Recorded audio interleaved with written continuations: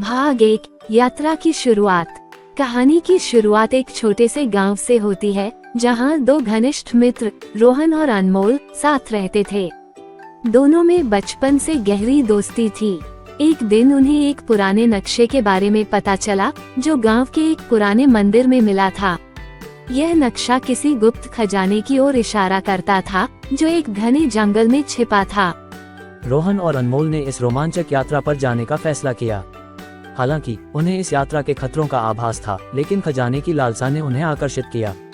उन्होंने अपने साथ गांव की एक अनुभवी महिला सुधा को भी ले जाने का निर्णय लिया, जो जंगल के बारे में बहुत कुछ जानती थी। भाग 2 जंगल का रहस्य। जंगल में प्रवेश करते ही उन्हें चारों ओर अजीबोगरीब आवाजें सुनाई देने लगीं। ऐसा लग रहा था मानो कोई उन्हें देख रहा हो। हर कदम पर उन्हें ऐसा महसूस हो रहा था कि कोई अनजान शक्ति उनके साथ है। सुधा ने उन्हें बताया कि यह जंगल केवल पेड़ों और जानवरों से भरा नहीं है, बल्कि इसमें अनगिनत रहस्य और खतरे भी छिपे हुए हैं। जंगल में चलते चलते अचानक उन्हें एक विशाल पेड़ के पास एक छोटा सा मंदिर दिखाई दिया। मंदिर के अंदर एक पुराना दीपक जल रहा था। अनमोल ने उत्सुकता से मंदिर में कदम रखा, लेकिन जैसे ही उसने दीपक को छूने की कोशिश की, एक जोरदार आवाज के साथ मंदिर के दरवाजे बंद हो गए। रोहन और सुधा ने अनमोल को बाहर निकालने की कोशिश की, लेकिन दरवाजा खुल नहीं रहा था। क्या ये कोई चेतावनी थी? भाग 3 सुरंग की खोज। मंदिर के भीतर बंद अनमोल को एक गुप्त सुरंग दिखाई दी। उसने हिम्मत जुटाकर उस सुरंग में प्रवेश किया। सुरंग अंधेरे और रहस्य से भरी थी। दूसरी ओर रोहन और सुधा को जंगल के बीच कुछ अजीब संकेत दिखाई देने लगे। ये संकेत मानो उन्हें किसी खास दिशा में जाने के लिए इशारा कर रहे थे। सुरंग के अंदर अनमोल को कुछ पुराने चित्र और लेख मिले, जिनमें खजाने की जानकारी दी गई थी। इन चित्रों में एक ऐसी जगह का जिक्र था, जहां कोई आज तक नहीं पहुंच सका था। अनमोल समझ गया कि वह सही दिशा में है, लेकिन उसने ये भी महसूस किया कि यह रास्ता इतना आसान नहीं होने वाला है। भाग 4 खतरनाक रहस्य। जंगल के बाहर रोहन और सुधा ने भी खोजबीन जारी रखी। उन्हें एक पेड़ के नीचे एक पुराना संदूक मिला। संदूक में एक प्राचीन किताब थी, जिसमें उस खजाने के संरक्षक के बारे में लिखा था। सुधा ने चेतावनी दी कि खजाना पाने के लिए उन्हें एक घातक परीक्षा से गुजरना होगा। उधर अनमोल सुरंग के अंदर लगातार आगे बढ़ता गया, लेकिन अचानक उसने महसूस किया कि उसे कोई पीछे से देख रहा है।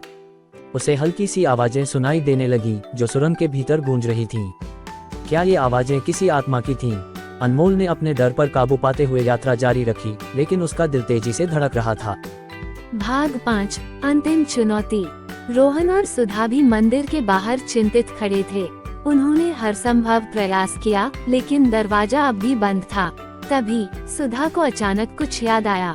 उसने उस प्राचीन किताब के अनुसार एक विशेष मंत्र पढ़ा, जिससे मंदिर का दरवाजा खुल गया। रोहन तुरंत अंदर भागा और अनमोल की खोज में निकल पड़ा। सुरंग के अंतिम छोर पर अनमोल को एक बड़ी चट्टान दिखाई दी।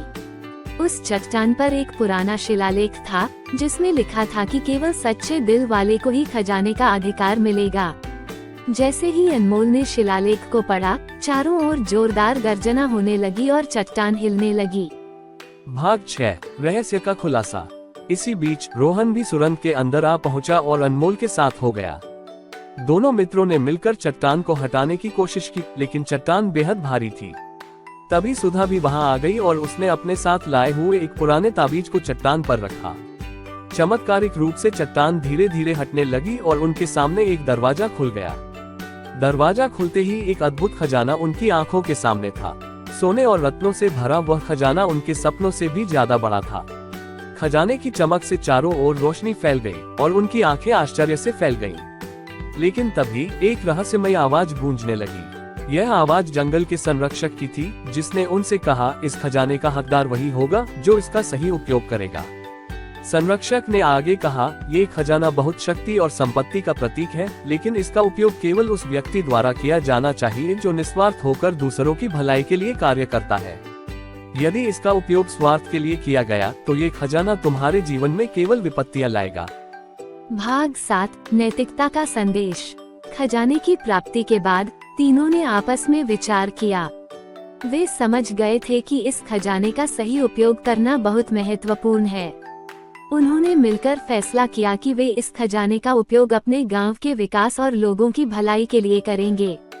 वे जानते थे कि इससे वे न केवल अपने जीवन को बल्कि पूरे गांव के भविष्य को भी संवार सकते हैं। तीनों सुरक्षित गांव लौट आए और पूरे गांव को इस बारे में बताया। उन्होंने अपने वचन का पालन करते हुए खजाने का उपयोग गांव के स्कूल, अस्पताल और अन्य विकास कार्यों में किया। गांव में नए कुएं खोदे गए, बच्चों के लिए शिक्षा के अच्छे इंतजाम किए गए और हर व्यक्ति के लिए मुफ्त चिकित्सा सेवाओं की व्यवस्था की गई। खजाने के सही उपयोग के बावजूद तीनों के मन में एक अनजानी बेचैनी बनी रही। उन्हें ऐसा लग रहा था कि उनका काम अभी पूरा नहीं हुआ है। एक रात उन्होंने सपने में फिर से उस जंगल के संरक्षक की आत्मा को देखा। आत्मा ने उनसे कहा, तुम्हारी अंतिम परीक्षा अभी बाकी है। खजाने का कुछ हिस्सा वापस उस स्थान पर लौटाओ जहां से इसे प्राप्त किया गया था, ताकि संतुलन बना रहे। भाग 8, आखिरी परीक्षा। अगले दिन तीनों ने खजाने का एक हिस्सा इकट्ठा किया और वापस उसी जंगल की ओर चल पड़े। जंगल में पहुंचकर उन्होंने मंदिर के पास खजाना वापस रखने का प्रयास किया। जैसे ही उन्होंने खजाना वापस रखा, जंगल में चारों ओर प्रकाश फैल गया और जंगल की भयावहता गायब हो गई। जंगल अब एक शांत और सुंदर स्थल में बदल गया था। संरक्षक की आत्मा फिर से प्रकट हुई और बोली, तुमने निस्वार्थता और सच्चाई की राह चुनी है। अब तुम सच्ची शांति और सुख का अनुभव करोगे। तुम्हारा गांव हमेशा खुशहाल रहेगा और तुम लोगों की सेवा करते रहोगे।